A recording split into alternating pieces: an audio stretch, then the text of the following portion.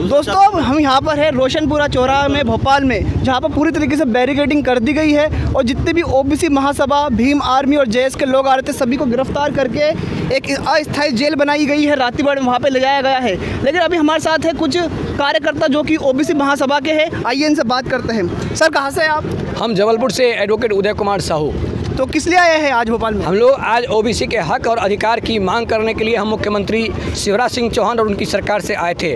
लेकिन मुख्यमंत्री शिवराज सिंह चौहान और उनकी सरकार और नरोत्तम मिश्रा जैसे गृह मंत्री ने पूरे भोपाल को छावनी बना दिया है। एक भी थाना ऐसा नहीं है जहां ओबीसी के आंदोलनकारी भरे नहीं हैं। 1 लाख लोगों को अब तक गिरफ्तार किया जा चुका है और लगता है कि शाम तक वो जो गिरफ्तारी है वो लगभग 3 लाख तक पहुँच जाएगी। एक भी जेल का एक चप्पा खाली नहीं है, ना किसी थाने का एक चप्पा खाली है। मैं थोड़ी देर पहले यहाँ पर देख रहा था कि जितने भी कार्यकर्ता यहाँ पर आ रहे हैं सभी को बस में डिटेन कर ले जाया जा रहा है। हम लोग 10-20 लोग यहाँ खड़े होते हैं, तुरंत उधर से यानी कदम कदम पर बैरिकेड लगा दिया गया है। और ये पुलिस वाले सोच रहे हैं, शिवराज सिंह सरकार सोच रही है कि इस आंदोलन से हम यहाँ इनको अरेस्ट करके आंदोलन को दबा देंगे। बिल्कुल नहीं दबेगा। अब उनके कब्रगाह का, उनके अंतिम संस्कार का समय आ चुका है। भाजपा और कांग्रेस दोनों मिलकर के ओबीसी SC ST का बहुत शोषण किया है, एक्सप्लॉयटेशन किया है। सुप्रीम कोर्ट और हाई कोर्ट के जजों ने मिलकर के ओबीसी SC ST का बहुत शोषण किया है। हम लोग आ रहे हैं उनका हिसाब लेने के लिए। आप लोगों का भी तो रिप्रेजेंटेशन है ना, ओबीसी का इतना सारा विधायक है, सांसद है, ओबीसी SC ST के विधायकों को भी जूते का माला पहनाने के लिए हम लोग आ रहे हैं। आपके माध्यम से उनको आवाज़ पहुंचा रहे हैं कि तुम तैयार रहो जूते का माला पहनने के लिए। तुम विधानसभा में वोट मांगने जाओगे, तुमको भी माला पहनाएंगे जूते का। तुम चिंता मत करो, तुम ओबीसी का प्रतिनिधि होकर के ओबीसी के विरुद्ध में आवाज़ नहीं उठाते हो। हम लोकतंत्र में वोट दिए थे, हम विधायकों को, सांसदों को वोट दिए थे, लेकिन एक भी विधायक और सांसद इन जजों के विरुद्ध में आवाज़ नहीं उठा रहा है। इन जजों को कान पकड़ के कुर्सी से नहीं उतार रहा है, इसीलिए हम वोट दिए थे।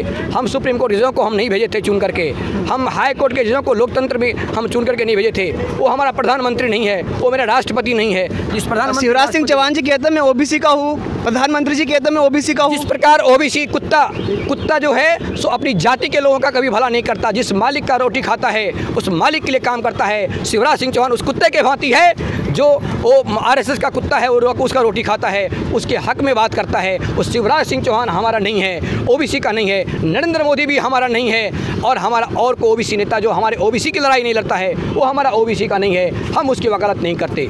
और अभी चंद्रशेखर आज़ाद जी को गिरफ्तार करके रखा हुआ है। चंद्रशेखर आज़ाद जी को हवाई अड्डे से गिरफ्तार कर लिया है। उनके गिरफ्तार करने से हमारा आंदोलन बंद नहीं होगा। वो गिरफ्तार करने के क्या सोच रहा है शिवराज सिंह चौहान की, हम गिरफ्तार करके आंदोलन को खत्म कर देंगे। तुम कितना गोली चलाओगे, कितने लोग गिरफ्तार कर लोगे? ढेर सारे चंद्रशेखर आज़ाद हम पैदा करके रख देंगे। हम यहाँ पे हमारे साथ कुछ युवा लोग भी है। सर कहाँ से आप? मैं लखनादौन जिला सिवनी से हूँ, एडवोकेट उमेश गुल्हानी। तो आप अभी लखनऊ से आए हैं भोपाल में? लखनादौन डिस्ट्रिक्ट सिवनी से हूँ, जबलपुर संभाग कार्यकारी अध्यक्ष हूँ ओबीसी महासभा से। तो आप किस लिए आए हैं यहाँ? हम ओबीसी आंदोलन के लिए आए हैं, मुख्यमंत्री के आवास घेराव के लिए।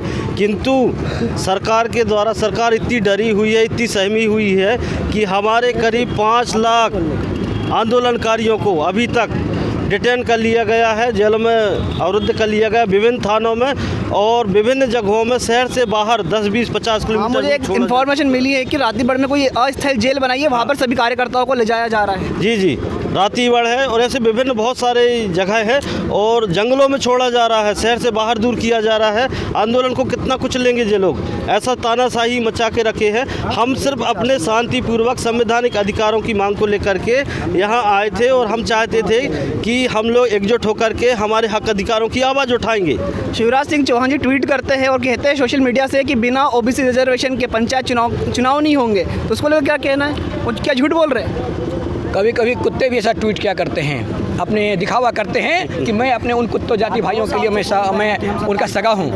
वो सगा होने का दिखावा करते हैं, वो हमारे हैं नहीं। ये धोखा देने के लिए ओबीसी आंदोलन को एक बार कुचल दिया था उमा भारती को आगे करके, और कांग्रेस ने कुचला था सुभाष यादव को आगे करके। RSS की चाल थी वो RSS की चाल थी कि उमा भारती को और सुभाष यादव को बीजेपी कांग्रेस ने आगे करके ओबीसी आंदोलन कुचल दिया था। अब ओबीसी होशियार हो चुका है और अब वो इनको किसी ओबीसी नेताओं को आगे करके ओबीसी किसी की बात नहीं मानेगा, अपना हक अधिकार लेकर आएगा। मेरा भाई अगर आरक्षण के विरुद्ध में बात करेगा, हम उसके पक्ष में नहीं हैं। फोटो ले ले। ये आरक्षण को ख़त्म कर दिया इसने, शिवराज सिंह चौहान ने ख़त्म किया है, नरेंद्र मोदी ने ख़त्म किया है। ये ओबीसी कैसे हो सकता है? और अगर ओबीसी का बंदा ही अगर मेरे ओबीसी के हाथ में चाकू दे ओबीसी गला काटने के लिए, तो मैं उस ओबीसी का कभी पक्षधर नहीं हो सकता। वो ओबीसी नहीं है, वो किसकी औलाद है मैं कह नहीं सकता। पंडित नरेंद्र मोदी, पंडित शिवराज सिंह चौहान, वो जिनकी औलाद है वो उनके पक्ष में बात करता है। अच्छा, हमारे साथ एक युवा है, कुछ बोलना चाह रहे थे।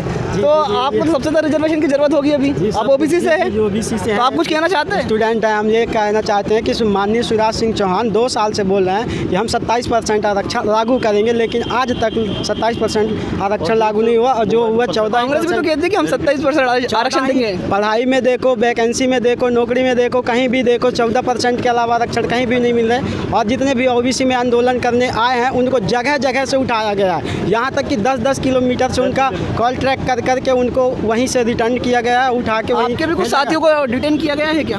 जी, मेरे भी साथियों को रिटर्न किया गया है और उनको छोड़ दिया गया है, बहुत दूर जाके छोड़ दिया गया है। जी, तो देखो दोस्तों, आप लोग देख सकते हो ओबीसी आरक्षण की लगातार मांग हो रही है। जिस प्रकार से भारत में हमेशा मांग रही है कि ओबीसी को 27% रिजर्वेशन दिया जाए, लेकिन तरीके से किए जा रहे आंदोलन को संवैधानिक तरीके से कुचलने का प्रयास किया जा रहा है। सरकार संविधान का बिल्कुल भी संविधान को कुचल रहे हैं, संविधान को समाप्त करने का प्रयास कर रहे हैं और ये चाहते हैं कि तानाशाही पूर्वक लोगों को दबाया जाए और लोगों के हक अधिकारों को छीना जाए।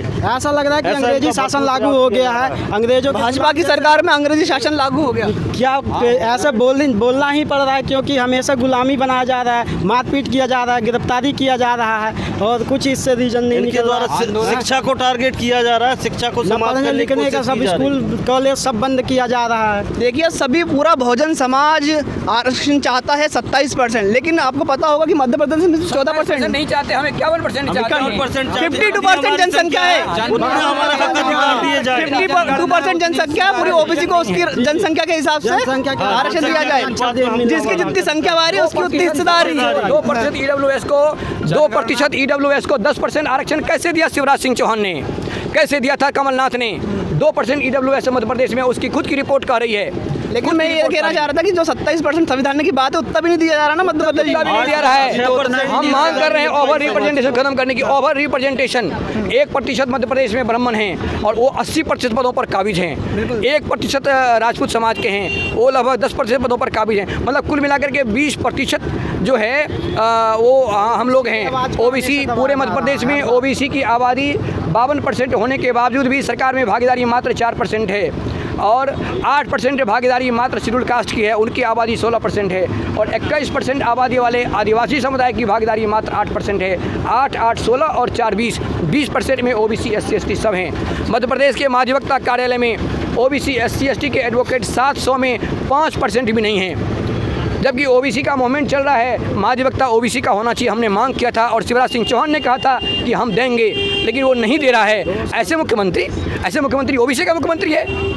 नरोत्तम मिश्रा को बना दिया है गृह मंत्री। नरोत्तम मिश्रा ओबीसी के आंदोलन को चलने की तारीख में उसमें है। क्या ऐसे व्यक्ति को हम ओबीसी मुख्यमंत्री कहेंगे? उसके मंत्री शिवराज सिंह चौहान के मंत्रिमंडल में 27% ओबीसी नहीं है, 51% ओबीसी होना चाहिए था उनके मंत्रिमंडल में। वो व्यक्ति कह रहा है कि मैं ओबीसी का हूँ, जिसके मंत्रिमंडल में उनके जनसंख्या के अनुपात में मंत्री नहीं है, वो ओबीसी का है।